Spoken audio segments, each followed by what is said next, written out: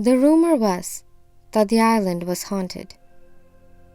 A small patch of land, no bigger than a football field. Maya snickered. What a load. She stood on the small raft and rowed herself to the island, where she wouldn't be bothered by anyone.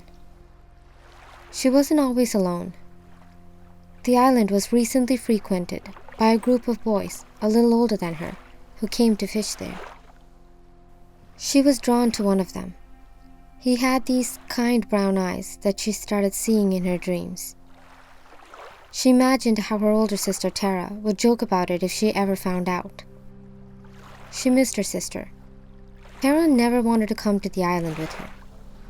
They rowed out once, and the raft tipped over, and though Tara was fine, she was afraid to set foot in the lake. Maya went to her spot, into the woods where she can be alone and daydream. The boys were shouting, and she can hear them where she was. She rolled her eyes. It sounded like they were leaving, though. Maybe she can sneak a peek at her guy. She rowed over.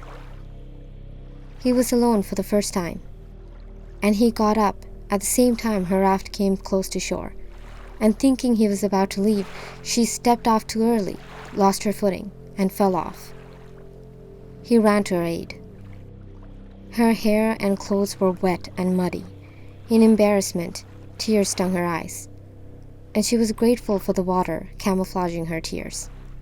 I fell, she said stupidly. I saw. Are you okay? Yes, I was just about to leave, she said. He noticed how pretty she was. She seemed shy and sweet, innocent. His experience kicked in, and he took her hand. You were just getting here, though. They sat down for a chat that lasted until noon. 5 hours, she counted on her hands. 5 hours spent happily with this guy she just met. Every day that summer, they spent hours upon hours together, swimming, talking, and kissing. One day, it suddenly occurred to her that he was only visiting, and when summer ends, he'd leave and forget her and the wonderful island. They made plans to keep in touch and meet the next summer. She'd been reassured a million times that he wouldn't forget, but the more times she asked, the more his answer got careless.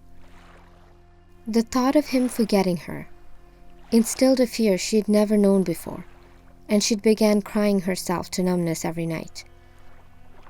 At summer's end, his friends came to drop him off at the island on their boat.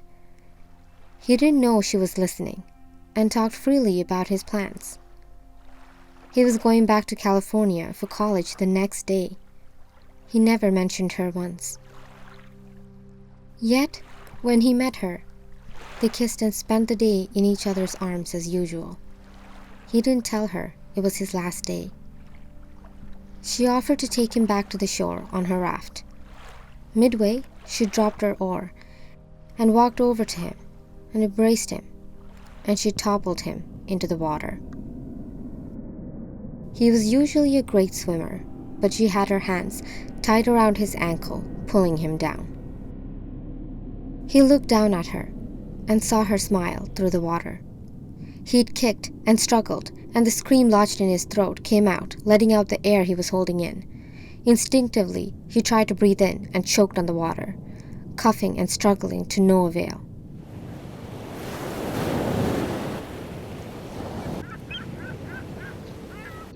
Back on shore, Tara read the news.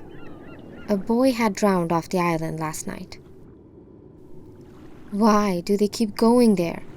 That island is cursed, she thought. It had taken Maya's life years ago.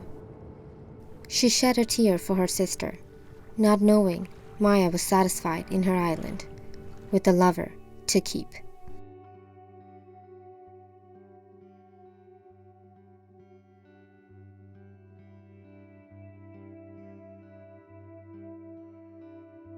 Hey everyone, thanks for listening to another tale from Disturbia.